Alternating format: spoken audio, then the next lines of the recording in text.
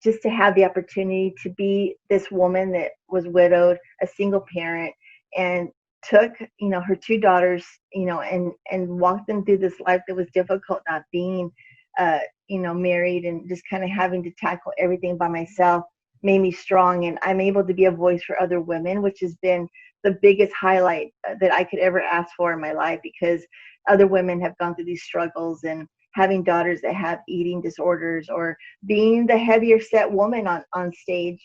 I've helped women, learn that it's not about looks that has your talent within. It's what you do with your talent that counts. It's not how, who cares how people perceive you. It's going to be what you feel and how you believe in yourself to accomplish anything you want. Welcome to the Lone Star Play Podcast. I'm your host, Patrick Scott Armstrong. Join me and a famous guest every Monday, Wednesday, and Friday. We discuss their career, life, food, Texas, and everything in between. Let's get started. All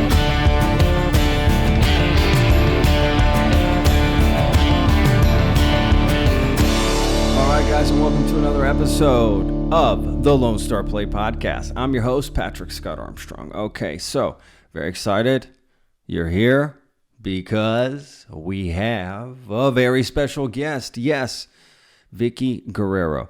She is an amazing woman. You just heard her. Unbelievable story, right? I was just completely enthralled by the tenacity, the perseverance of this person. She's been through a lot. This woman has been through a lot and come out on top. This is someone we can learn from. This is someone we can be inspired by. And she, just as you just heard, just very inspiring. The whole, that's what this whole podcast is. You're going to learn about a little bit of her backstory growing up here in Texas. And, she was famously married to Eddie Guerrero, very famous wrestler who passed away. And, he passed away under very difficult circumstances. And, she gets into that a little bit and is very candid and open about it, and that struggle and what she went through and how she came out on top about it. And, it's been a while, so she's just very determined at this point, to what she wants and where she's going. And I love that about her. She's just a very, very special person, and you're going to enjoy this podcast. I really believe that. Like you do all of them. But this one's extra special. I really feel. So again, great story, great woman. And look, she's a wrestler, right? That's her backstory. She's a wrestler. She's been through a lot, managing. She's done some crazy stuff. You just go on YouTube and look at clips of her doing it. It's just awesome. You can Google, do some image searches of her too. Just amazing. Just really, really great.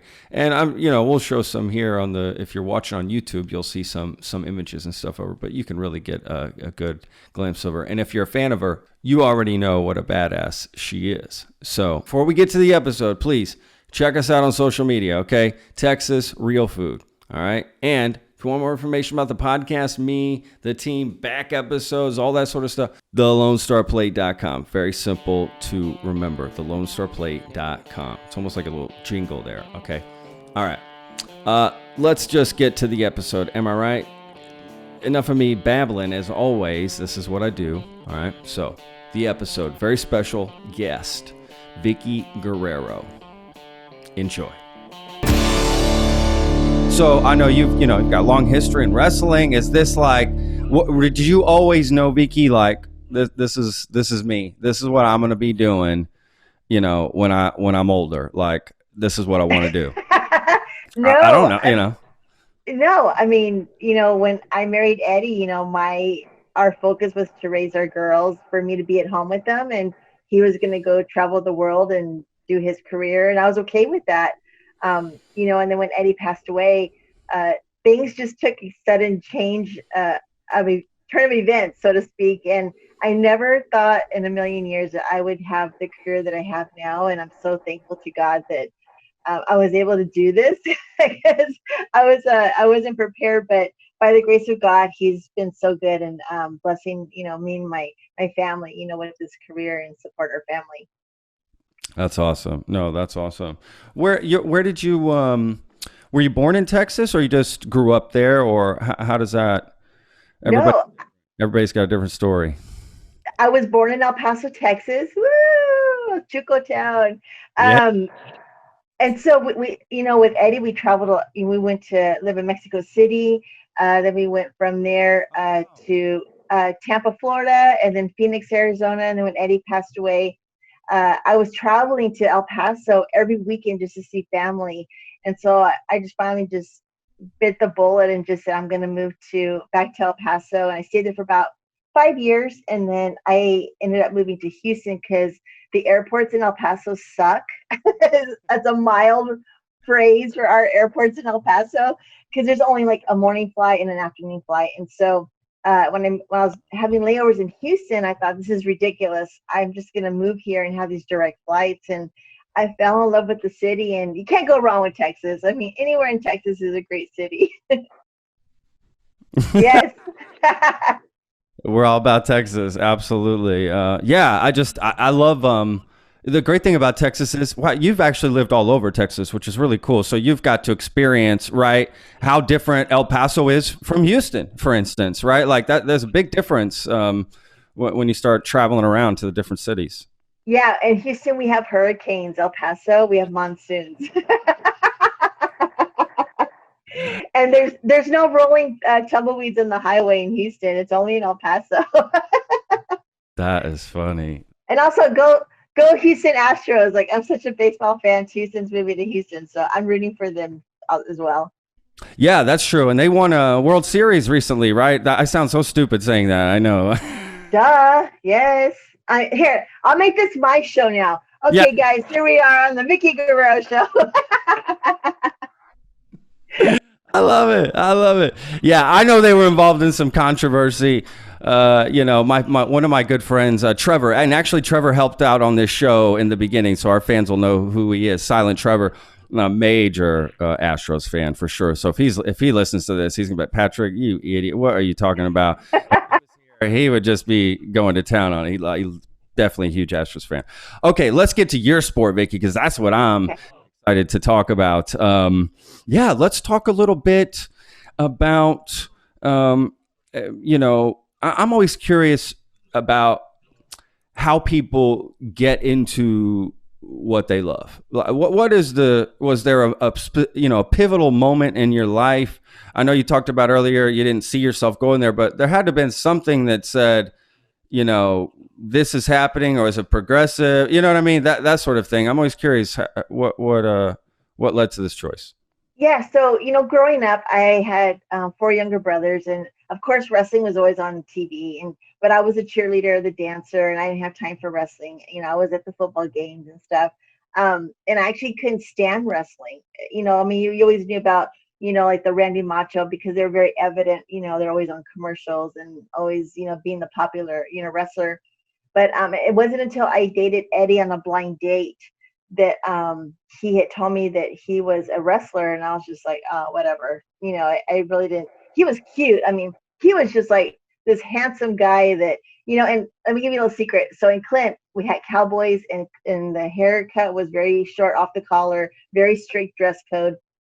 And when I met Eddie for the first time, he had the long hair, tight jeans, and cowboy boots. And I was like, and the Mexican big, muscles and just cute features. And I was like, oh my gosh, I'm dating a real rocker. Like I thought I have made my plateau in guys. And he wrestled, and it wasn't until maybe 3 or 4 years I started to respect the business, and I actually fell in love with it because his whole family was into wrestling, and his dad promoted in El Paso Coliseum. So to go to the shows and to see Eddie, train so much and to work as hard as he did, I started falling in love with the sport as well. And then when we got married, we moved with him to Mexico City so he could train. And wrestling just became a part of my life, which I started to learn about the sport and have respect. And to meet the family that's part of the wrestling industry was just, it's your second family. So I fell in love with them. And, actually, when I was dating Eddie, I thought, oh, I always had a crush on the Von Erichs. And I thought, this is my chance to get to meet the Von Erichs. And those are the guys I wanted to actually date. But it was really a big joke with Eddie because once I met them, I'm like, nah, I'll stick with you. I love that. That is so funny. That's a Yeah, that's great.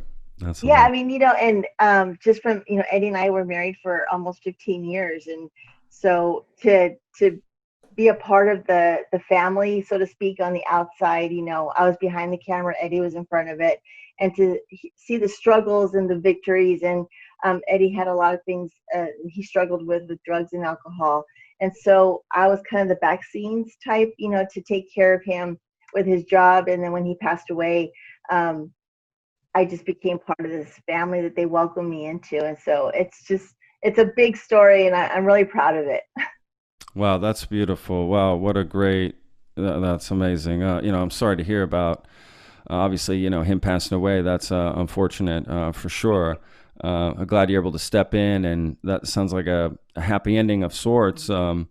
What is that? I'm assuming. I'm from the restaurant industry for the most part, and I know that mental health issues, drugs, alcohol is a major part of my industry. I mean, Mhm. major part of the industry. Is that something? In fact, Tom, I think even touched on it a little bit as well. Like, I'm assuming that is, these are struggles, that wrestlers have to go through because there's just a lot of pressure on you, right? There's just a lot of variance Yeah, in your life, right? To deal with all of this.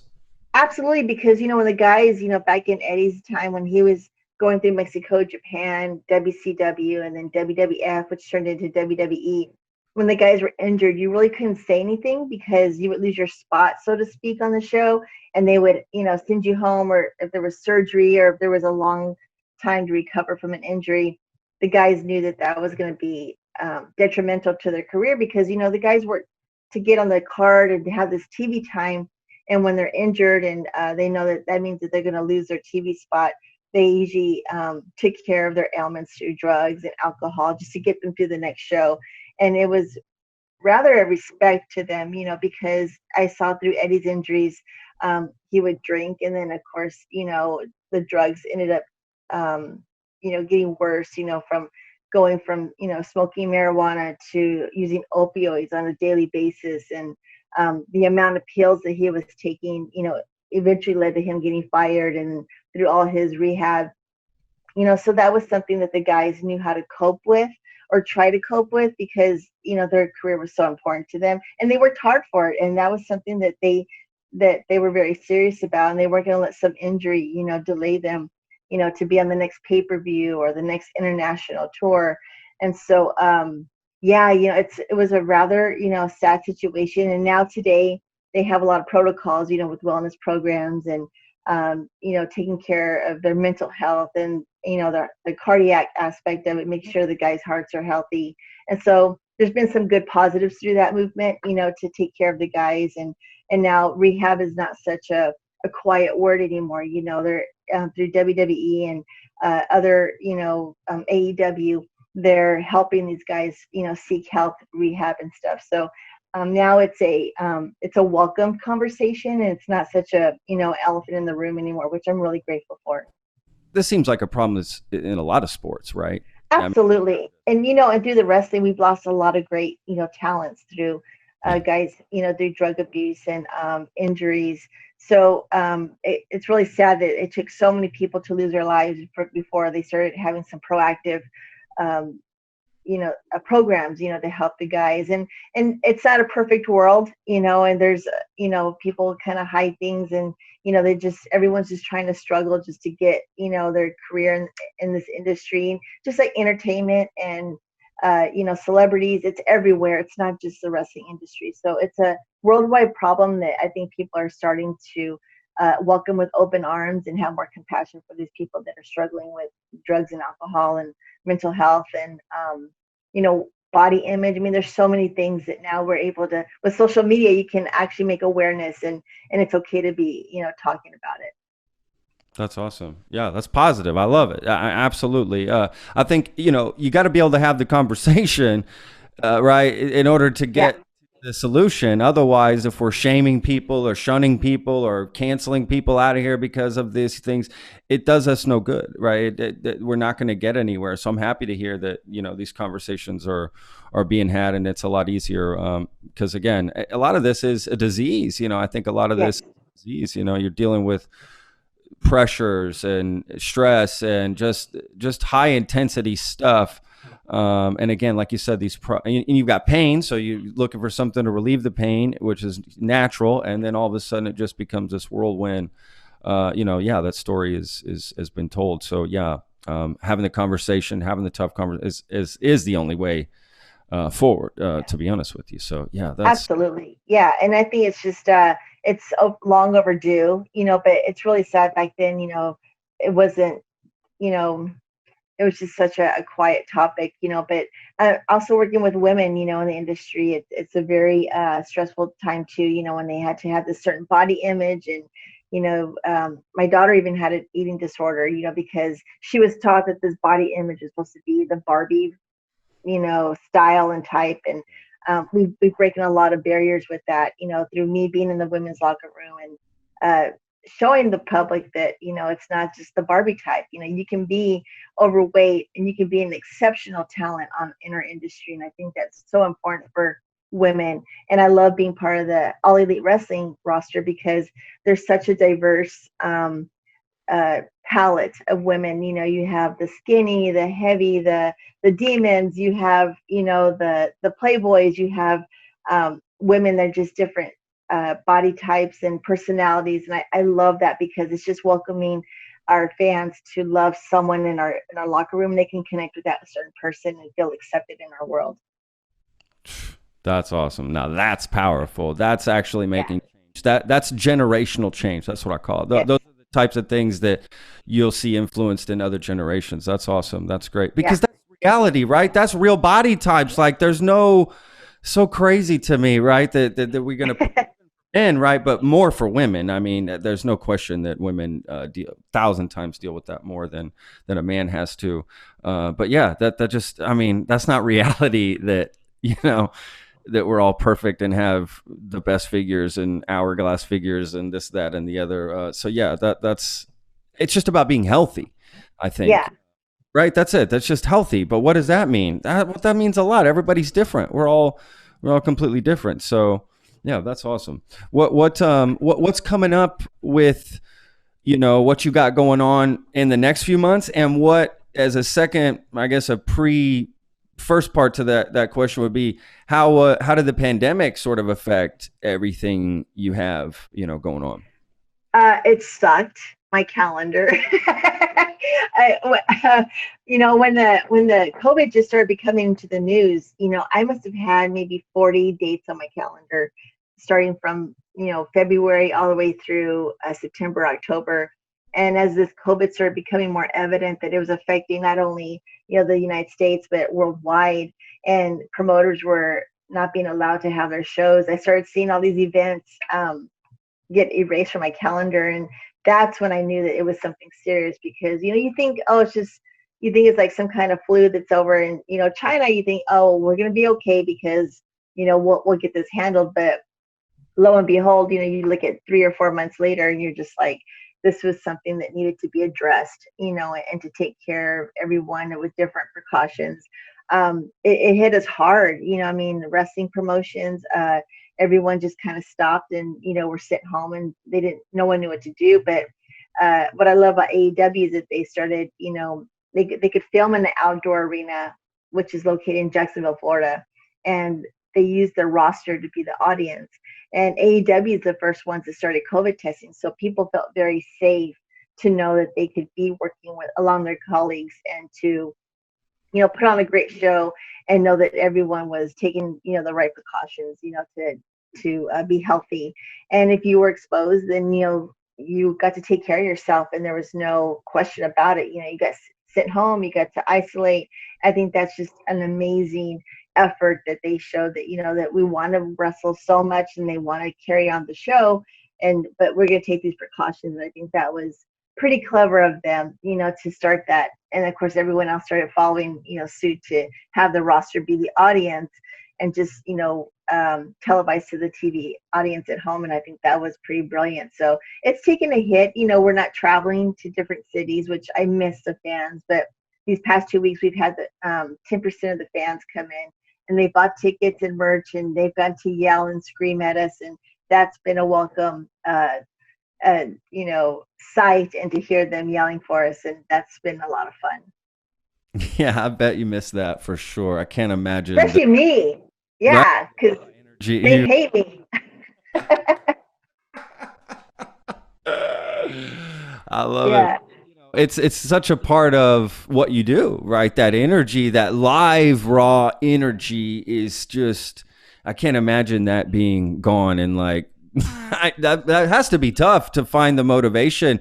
How have all the wrestlers been handling that? Like finding the motivation. Okay, guys, look, it's a roster in the stands. We're going to be putting this on TV, but just what do you say to people? Is it like imagine? Do you tell people imagine the crowd's full or forget about it? Focus on the well, match. What is the advice? yeah, we knew that it was serious when we could only televise our shows to an empty audience. But I think that's when our social media became even more important to us because we could still connect with our fans. And Yeah. if there was something going on with the show, we were able to have the fans relate back to us, and they had their feedback. It's just very different, and it's been great because, of course, you get to still connect with the fans, and they feel like they have like this product they can watch every week, and still be entertained by the wrestling business. And it's very different, to have an empty crowd.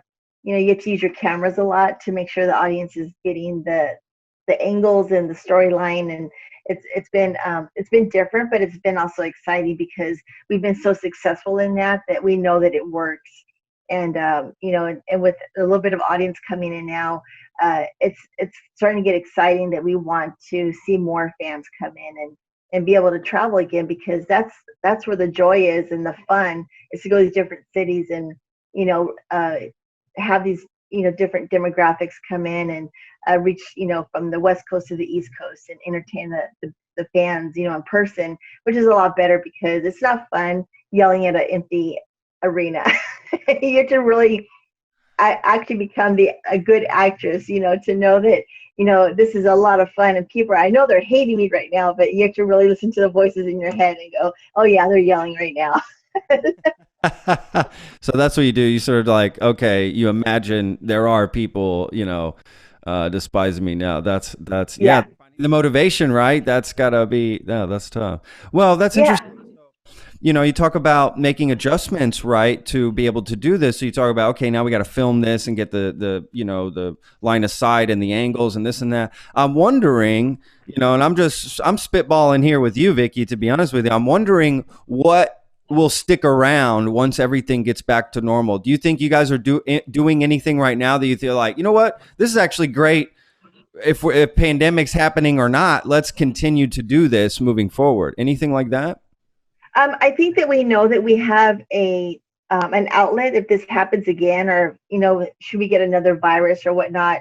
God forbid that happens. But where AEW performs is an outdoor arena, and so we have the heat elements, we have the fresh air, we have the safety and the health guidelines that we are able to be taping our product.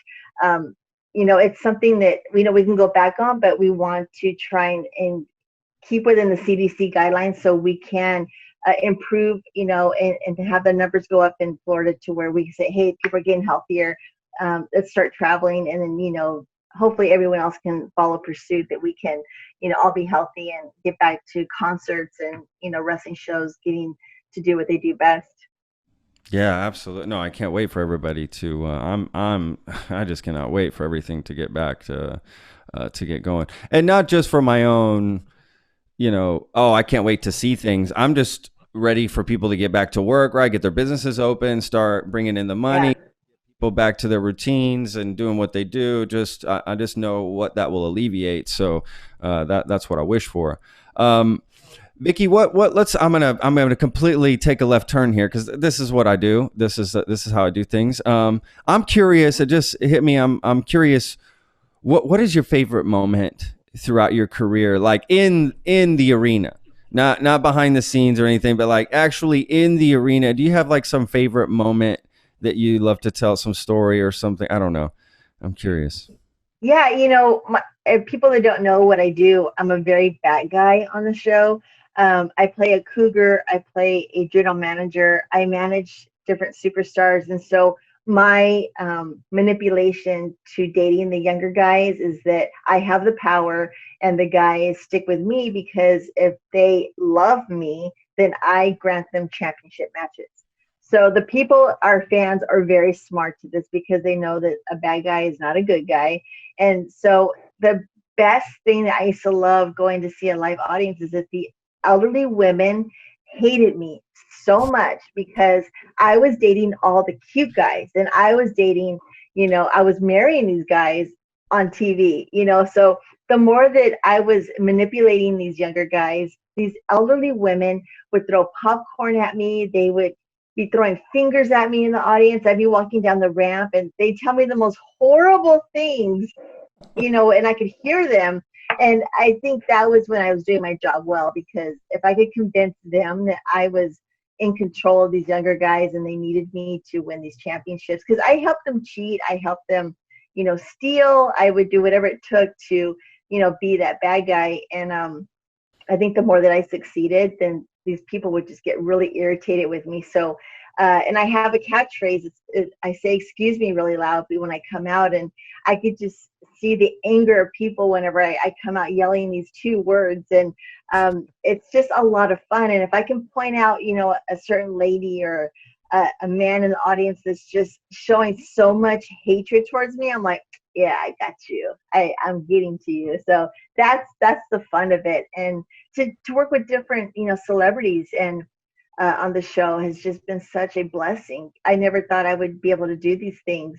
Like for instance, I worked with the Muppets and I worked with, The Rock, and I was the only female to get tombstone by the Undertaker. So these things are just, I pinch myself because I was able to be involved with these great celebrities. And so that's something that I know that I'll never forget them. They'll be dear to my heart.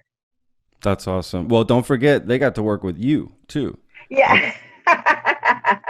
That is as well. Well, that's amazing. So it sounds like, Vickie, if you were to look back, right, on your time, I know you said this isn't where you thought you would be, but do you look back and think, yeah, I'm very happy with where things are. I'm happy with how things turned out. Yeah, Of course.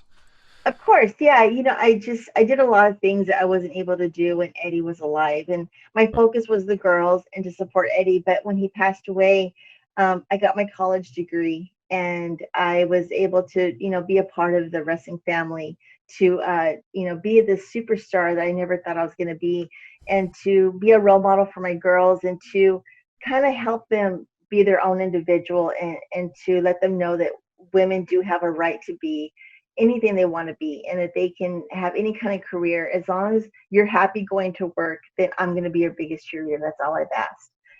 So just to have the opportunity to be this woman that was widowed, a single parent, and took, her two daughters, and walked them through this life that was difficult, not being married, and just kind of having to tackle everything by myself, made me strong. And I'm able to be a voice for other women, which has been the biggest highlight that I could ever ask for in my life, because other women have gone through these struggles, and having daughters that have eating disorders, or being the heavier set woman on stage.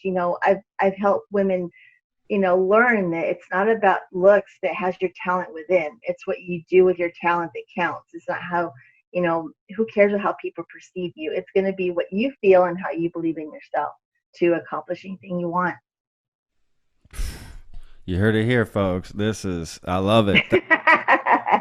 This is what Tom did do too. He like told all these inspiring things. I feel like, and we had Mark Henry actually on the podcast of the summer. Same thing, just very inspiring. I feel like, you guys just say the most inspiring things, to about working hard and putting it in and seeing the goal and making it happen. And I love it. It's so it's motivating, right? And it's what we need to hear, especially right now. And we're in a position that we're able to be that voice for other people. I truly can say that when I was, in my young 20s and 30s, and the girls, I don't think I had a lot of women that were inspiring me. And all I had was my family, my aunts and my tias and my abuelitas, and they grew up only being to know to be at home and to cook and to raise the kids. And how dare you leave El Paso, because that's our home, and I wanted more, and I wanted to break the generational curse of being able to say, no, I'm going to step out of my boundary. I'm going to go to Houston, in this huge city, and find my way. I may not do it right, but I'm going to find my way. And just like with stories of Tom and Mark, I love those guys so much, and they've gone through their stuff too, and we inspire each other. So yeah, that's what it's about, is just empowering one another. What was that like training there? Because I know wrestling in Mexico is much different than wrestling in the States. It's just a different, right? It's a whole different animal. I love it. It's they got Yeah. the mask on. It's just I love it. I love the energy. It's what I grew up with too. Yeah. Mexico when I was a kid. That's the kind of figurines I had. I had the mask even when I was all of it. The capes, they'd wear the capes too, right? And all that stuff. And we'd go see matches, and it was crazy, much different. So yeah, I'm curious about that. Your time, being there and training and working. I don't know. I'm just curious about your time there. Yeah. So when my first daughter was born, she was 6 months when we moved to Mexico, because Eddie was already there. He had been there for 2 months. And we thought we could make this work where, we were poor back then. We were these two kids out of high school that thought, oh yeah, let's have a kid. That'll be a great idea, except because I love you so much, so we were so poor, but we made it work. And Eddie's mom was so wonderful to us. But, when Eddie's gone to Mexico and I'm in El Paso, raising our daughter Shaw, it's very hard, because we needed each other so much. And Eddie missed, Shaw every day. It was more struggle for him. So he's like, I want to move y'all down here, and we stay in a hotel. I mean, it was a hotel room that all the wrestlers stayed at.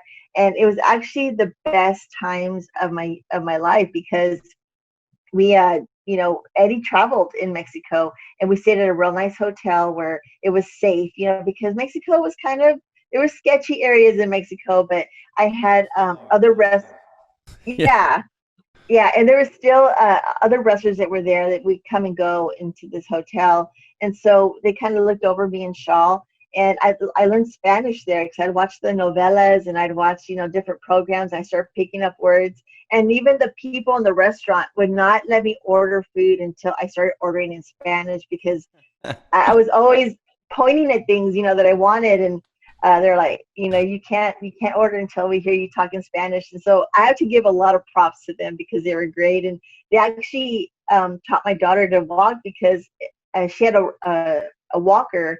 And so she would walk all over the kitchen and to the lobby.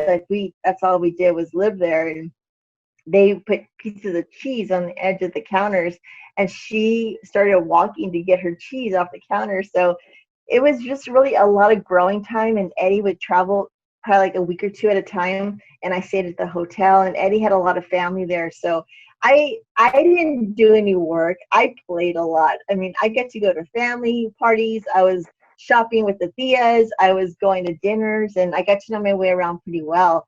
And we had some cousins that would come pick us up, and so it wasn't really too dreadful. I think Eddie was more affected by it, because he had to train, and he was trying to make his name in Mexico and try and work these arenas that for a match they would give him a 6-pack of beer and a sandwich. Like, that was his pay. And so there was a lot of rough times there, but I saw his dedication, and he told me, it's not going to be a lot of money, but we're going to, I'll be able to get exposed to the different, arenas in Mexico and the cities. And I loved him so much that I was like, I'm here. We're going to do this together. And I think with us being together, it really helped him a lot. And we got to, travel with him too. And I only picked the cities that were the beaches, like Acapulco and Mazatlan, because I was like, hey, if I'm going to pick my cities to travel, I want to have a good destination. And so Eddie was great. He always, we made extra days where we could stay on the beaches and, eat shrimp and mussels and, drink all day. And that was our little vacations that we got to have when we saved enough money. But Eddie did really well. I mean, he, grew as a wrestler, and he got more popular, and he was in the Arena Mexico, which is like the hugest arena there in Mexico City. And he was making the main events and making a name for himself, and Wow. it served a purpose. And he was ready to come home after a while because it's hard. We got homesick, and Eddie's mom would come and see us, and we started. I mean, we'd order Domino's pizza in Mexico City, and we thought we were like so happy, like every Friday because that was a piece of the United States that we could taste. We started missing all the food, but Yeah. it was good. I mean, the families. I love the culture and the love that these people have for their family in Mexico because they didn't have a lot, but they were so humble and grateful for everything they had, and everything was a party. I mean, whether it was arroz and frijoles, that was all that they had for the party, and cervezas, I was there. I was like, I'll eat that. And I mean, if my daughter was potty trained, or if there's a birthday, or Eddie came home from a long trip, there was a party, and a pachanga, let's go. And they made it really fun for us, and I miss the family, and they were very good to us. So a lot of good times, a lot of hard times because I was by myself, but we bought a stove, and I had a stove top with lots of pots, and I would make spaghetti for all the wrestlers on the floor, and everybody would come get their bowl of spaghetti and go back to their room and have dinner. And Shaw ran the hotel. I mean, she ran the hallways. And another interesting part of Mexico in the hotel was that the federales were the top floor. And so I'm sure you would know that how scary they are because they walk around with all the guns, and they don't smile at anybody, but they loved Eddie. And so Eddie always made friends with them. He goes, these are the guys that we need to keep on our side. Anything goes down. And so, they would always say hi to us, and, they're very good to us. I mean, as whatever it is they were doing, but, we always say good morning, and, treat them with respect. And it was just a really good time. And me and Chris Jericho always talk about Mexico City because he was there a lot. And so a lot of it started there, and it's just a big family that we have a lot of memories from being over there. That's awesome. Well, I didn't know a lot of people started there. I didn't know that. I didn't know that was like a minor league camp, I guess, right? Is that like sort of the thing? Like go down to Mexico, Yeah. learn this, get that, and then boom, come back up and get going. That's interesting. I didn't know that. I didn't know. Yeah, a lot of wrestlers. There was Chris Jericho, and of course Eddie's brothers were there. Art Barr, who was a friend of Eddie's that passed away from drugs as well, he was there too, and he brought his girlfriend and their baby, and so it was like little vacations for us to see people come from the United States and be with us. And it was Chris Jericho and Vampiro and uh, Taya Valkyrie, who's in Impact. I mean, we talk about Mexico a lot. So a lot of people went to Mexico because that's where the good roots of Mexico wrestling, start from, and that's where the training and you kind of get like the whole, gosh, the basics really, of, the training and the style and the culture and the respect. You get to learn more respect when you're down there. As a wrestler, going through the arenas and traveling and going through the politics and getting your money. And so Eddie learned a lot, and he's always been grateful for that That's time over there. Yeah, that's awesome. That's amazing. Well, that's great to hear. I love Mexico so much. I know it can get a bad rap here in the States sometimes, depending on who you talk to. Just how it is. And some of it's legit and some of it's not. I hate to admit, right? That's another thing I hate to admit sometimes. It can be a little dangerous. It can be a little bit that, whatever. I have family that stayed there a lot. Actually, the majority of my family from Mexico is there. But a few people have moved up. I've had actually a few. There's really one aunt and uncle and their kids. Like that's it. Everyone else doesn't want to leave Mexico. They don't want to leave. Why would I leave? I love it here. I got a great job. This is my life. Like why would I leave? When I was younger, I always thought that was the idea that okay, you'll work and then move to America. I don't know. I'm so stupid. It's like that's what you do. You'll work and then it's like no, this is our country. This is what we Yeah. love it, and this is where I want to be. And my grandmother famously, she hated America. She just hated coming here so much. She just didn't like it. She hated coming. The food. That's what it was. She was like, the food is so bad in America. This is so bad. She was all about tacos every day and cook it. My grandma. Órale. Wake up. That's the great thing about Mexico, and you experience it. You go every day. You're shopping for food. It seems like, yeah, every day you're going to get a little something, a little this, a little that, or the mercados are open on Tuesday and Thursdays, right? So you go here for, Yes. you go Thursday for this, and blah blah blah. I just love that. I miss it. I wish it was like that here. That's the And truth. you know, even when we were there, my daughter had an American pediatrician that he studied over there, and they have the best doctors, and a lot of the technology is being learned over there. You know, so it was really incredible to kind of see that you weren't really kind of isolated in this country because just with our pediatrician, you know, he was like, "Oh, I'm going to the States for 2 weeks, but I'm coming back for class." And a lot of people came to Mexico, you know, to learn so many things. And you know, you always see like the people making a living on the streets, you know, like selling the fruit with the chili powder and the elotes, you know, and all that is that stuff I miss a lot, you know. So, but the people really don't take life for granted there, and they appreciate everything they have, and that helped me to learn how to love life a lot more. And it wasn't about the big house and how many clothes and how many pairs of shoes you have. It was about, you know, taking care of your family and being there for each other. And that's just something that was just priceless to me when I would watch our families, you know, interact with each other. That's amazing. That's awesome. I love hearing all of this. Vicky, so what so okay, so what wrestling is at this point, I would say right now, like you said, with the pandemic, everyone's figuring out how to do it, right? They're filming, they're this and that. Are there are there any plans like are you guys even planning for 2021 at all? Is anybody even trying to make certain plans, or is everything just let's take this day to day sort of thing? I can't imagine how Well, this must be. yeah, right now we have arenas that are booked for the end of the year. You know, we're still keeping dates to arenas because uh, as they cancel, of course, you know, we let the fans know that, you know, we're not going there. But Tony Khan, who's the owner of AEW, is still, you know, going as planned. You know, you still have to reserve these huge arenas and dates to make sure that you're not conflicting with someone else, you know, doing something in that arena. So I think plans are still going forward, but of course there's a hold because, you know, everything is closed down. But I think that that's our goal is to, you know, get back and, you know, into the different cities. And they had even talked about doing a UK tour, which that definitely is shut down right now. But you know, we still have our goals and we still have our plans that we want to still, you know, continue to be there for the fans in different, you know, cities and states. So I'm ready to travel. I think that'd be fun. But right now I go from Houston to Florida, and it's good. It's good right now. In some ways, and not putting any, aside from, people suffering and this and that, in some ways I'm sure there might have been some benefits of getting a little me time, right? Or family time, right? Things slowed down, right? I'm sure you're so busy traveling so much all the time, and as much as you miss it, I'm sure it was good to stop a little bit and breathe. Now maybe not as long as long as this has lasted, but uh, Well, you know, with AEW, I mean, they've always had the schedule of working one night out of every week, except if there was a pay per view. They would work a Wednesday and then do the pay per view on Saturday.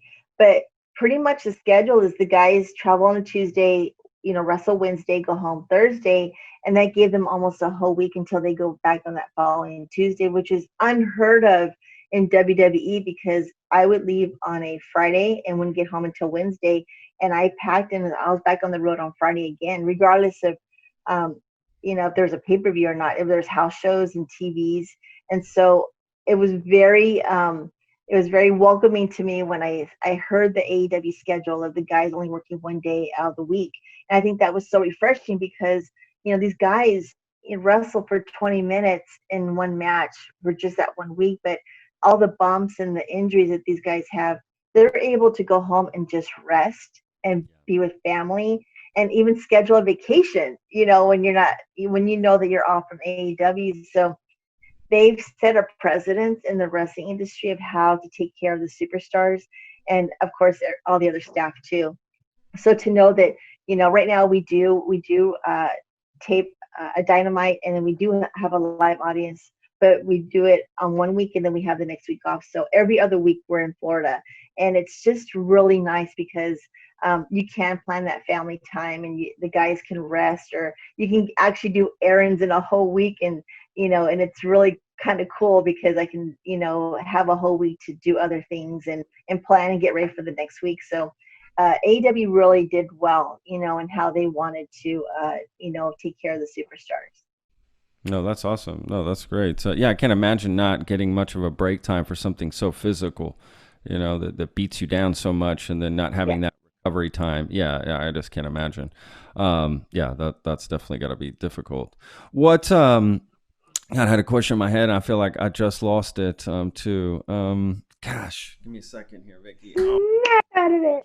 it was a good question too. This was like a solid, you know, it was going to be a good one. Oh You man. remember it tonight at 3 in the morning, you'll be like, I got it. Pop up in bed like boom, like that was the question. So, look where the country is right now, right? And what is happening, and things that are, or I don't know, the country's at a very, there's just a lot happening. I got election, we got the pandemic. There's just, things are happening in the streets, right? So I'm curious, like, when you guys are wrestling and you guys are putting together these events, do y'all ever, talk about, okay, how do we implement some of these issues in, or do y'all use, storylines reflect some of this stuff? Does any of that influence, or do y'all just have set up like, this is what we're doing and blah, blah, blah, and that's just how it goes? I've always been curious about that, of how the storylines and, how all that works, and who decides all that too. um, I think as far as, I could be wrong, don't quote me directly, but the time that I've been there as a superstar for All Elite Wrestling, we're pretty much keeping a lot of politics out of our entertainment because we really want to just entertain the fans.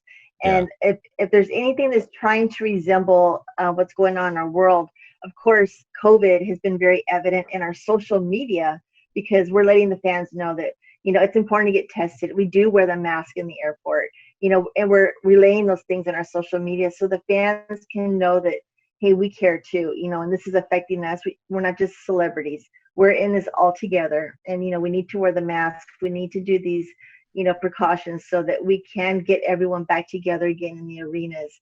As far as, like we just had our pay-per-view All Out this past Saturday, and we have a superstar, MJF, who's running for president or being the president of AEW. So there's the whole election feel and his cabinet, and he wore the robe that has the United States, emblem and the flag, so I think we're trying to stay within the movements of what's going on in the States, but we're not getting into a lot of details. There's a lot of events that's happened, with the Black Lives Matter, and we do have some superstars who wear the Black Lives Matter, banner on their arms. And so they're very welcoming to letting the superstars express how they feel and little things that make them feel like they're representing their demographics, which I think is so great. So we have a lot of people that try and, reflect on what the events are, but I think we're also being very careful and being sensitive to what's going on in the world too. So I stay out of the politics on my social media because I'm just gonna be really real right now because we're celebrities, but we are also citizens of the United States. And we do have a sense of responsibility to pick a side. We do. That's our constitutional right.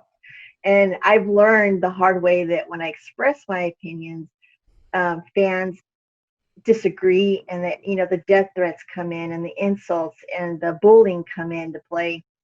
And I think that's really sad because they too have a right to pick a side. And I think there's a mutual respect that needs to be for everyone, regardless of what your role is on TV or at home or in your job, that everyone needs to agree to disagree, but with respect and compassion for each other, because my views are not perfect. My views on the side that I pick is not everything that I agree with, but you have to pick a side to exercise your right to be in the United States. And that's the great thing of being in America, is because we do have that constitution to say you pick a side and you support that side. Now, it doesn't mean that I like that person that's running in office, but the principles that I agree on, that's what I stick to. And I think that that's so important for the fans to really give us a little bit of slack and love because it's um I think that they kind of exempt us because of the role we play, and it's really untrue because are we are family members, we are moms and dads, and we have kids, and we do pick sides. And I think that for us as a locker room that we can respect each other, that says a lot. And I wish our fans would kind of follow suit to that, because this is what it's about. This is the country of freedom that we live in. And yeah, so my social media has not been very open to politics, because it's sad that I can't view my opinions, because it's just, there's a lot of hatred, and it's just not I'm not going to bring that hatred into my world. I think that's super powerful, Vickie. I can totally respect everything you just said, 100%. I get it. I would be afraid if I was a celebrity to speak my true feelings, just because of, people are crazy right now. They can react in a crazy way. And for you to receive death threats on that's insane. I mean, that's absolutely insane. I think Yeah, you it's the head on the nail when you said we have to learn to agree to disagree sometimes. That doesn't mean cut the person off, right? Like, end everything because you agree with somebody. That's yeah, you're right. I agree. and I have my and some and one of my daughters doesn't agree on my political beliefs, and but the great thing at the end of the conversation is, hey, I understand how you feel, and I support that you're the individual person. But you know what? I love you. Take care, and we'll talk in 2 days. I mean, it's still that respect for one another. And and so in the locker room, as far as our company, we're very open to be able to sit down and talk. And I think that says a lot. And if we can start there and possibly move on to our fan base that's able to not show so much hatred, and know that we are all humans in this crazy time, and there's so many horrible things going on in this world that we violence and is not the answer. It really isn't, and there's just so many things that need to change. But I think it starts with us in our own home to make that a bigger picture for us to work on. There, I said it. With all of that, I mean, I agree with that. It's about love, it's about respect, right? It's about us coming together and showcasing those things. I mean, I just couldn't agree with that anymore. Forget the hate, forget the haters. No, I love that. And that's got to be Yeah. someone in your position and your job. And your job is to kind of be the like you said earlier, the villain in a way, right? And do these things. But I love that it's done in, for entertainment, but also to show, right, that this is wrong. This is like, I love it. It's got to be tough. Do people think when you're talking, that you are your image sometimes? That has to be confusing too. Oh yeah. Right? Yeah, it's really hilarious because when I was even when I go to church on Sundays, when it was open, people are like, "You're here? Like you're at church?" And I'm like, "Yes, I love Jesus too." And so they just can't fathom that here I am, this horrible person that's on TV, that I'm in church praying and singing the praises of Jesus, and it's just, and my husband now, I got remarried about 5 years ago, and he just like, oh my gosh, you have eyes on you. He's always the one that kind of looks out for me. I'm kind of oblivious. When I'm somewhere, I'm just Vickie. I'm just getting my groceries done. I'm getting my errands done, getting the truck washed. And my husband's more, because of the death threats and because of stuff that's going on my social media, he's very alert to what's going on. She's like, I guess you're not supposed to love Jesus either, huh? But it's just people can't separate. It's like a movie, I mean, I go watch a movie of, whatever. I mean, those people that are portraying the actors and actresses are not who they are at home. And I get that. I'm very open to that. So I wish that people would kind of know that I put on my pants the same way that everyone else does, and I need water to drink, and I need, I love a cerveza at night, so I'm just like everyone else. So it's really funny when I get some mean stares, especially from the elderly women at church. They're like, I'm just like, praise Jesus, I'm praying for you. God, that's got to be crazy. Yeah, I honestly, you're a much better person than me. I would be teasing people the wrong way about that, I think, or doing. Yeah, Yeah. for sure. You know what? I thought, Vickie, the last thing here, I did think of the question that I was going to ask you before, and then we'll just have you just tell everyone about your social media handles and your website and stuff. But the question I have, real quick, I thought of it. This is not. It's this is so lame too. Like I built it up like it's some great question. It's not. It's a really simple question. But I'm curious, how many thousands of people were you fill up these arenas for these, shows? And I know they're all sort of different, but like when you're touring around, what are the crowd size? I'm just curious. Like, what are we talking here? Well, let's see. I guess for AEW in these last 2 months, I've performed for maybe 30 people inside the arena. But with WWE, I think our WrestleMania shows were almost 95,000, in these outdoor stadiums. Jesus Um, Christ! Holy yeah, cow! yeah. So that's a little intimidating being on the microphone, but yeah, we've had some really, by the grace of God, we sold out in a lot of arenas. So we'd have for a regular TV, maybe, 20,000 on a regular night, just doing a live TV. House shows, it's still, 1,000, 2,000 people is still a good crowd. And then when I work the indies, which are shows that are just promotions that are beginning for promoters, we call these the independent shows. I've wrestled or I performed in front of 50 people. Yeah. And those are the worst ones to perform because you hear everything from their mouth. You can hear they are vile to me.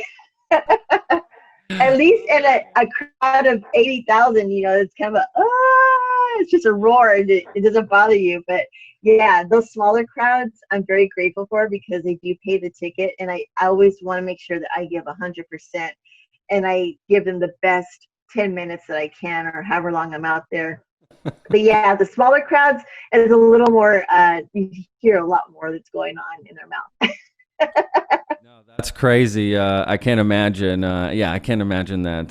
That's an interesting way to. I mean, 50 people sounds like a lot to me. That's a big crowd to me. Like 95,000, I wouldn't even. I just throw the mic. Like, guys, I'm done. Out of here. This is.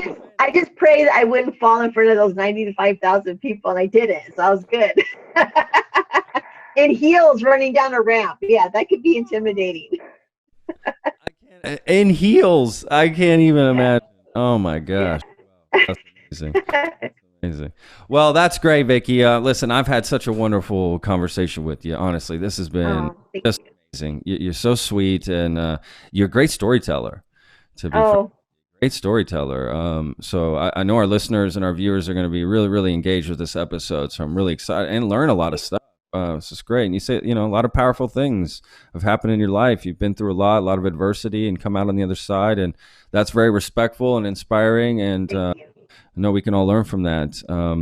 So yeah, Vickie, again, thank you so much for coming on. But before you go, definitely let us know how to keep in contact with you on social media, website, any stuff you want to tell people about. Yeah, so I'm on Twitter at Vickie Guerrero. On Instagram, I'm at Guerrero_Vickie. I have a website, which is VickieGuerrero.net. I just joined Twitch. God help me with this one. But it's Excuse Me VG. And this is going to be really interesting to me playing games and, getting on that. So that'll be fun. But I'm getting ready. I'm working on my autobiography, which is Life Before and After Eddie. And I'm really proud of this project, which I talk about a lot of things that I wanted to relate to other women and parents that are raising, kids on their own. So that's been in the works. With COVID, it's slowed down quite a bit because my publishers are in New York. So we've kind of put a hold on that with all reason because I want to release the book when things are in a lot better situation. And so we're working on that on a daily basis.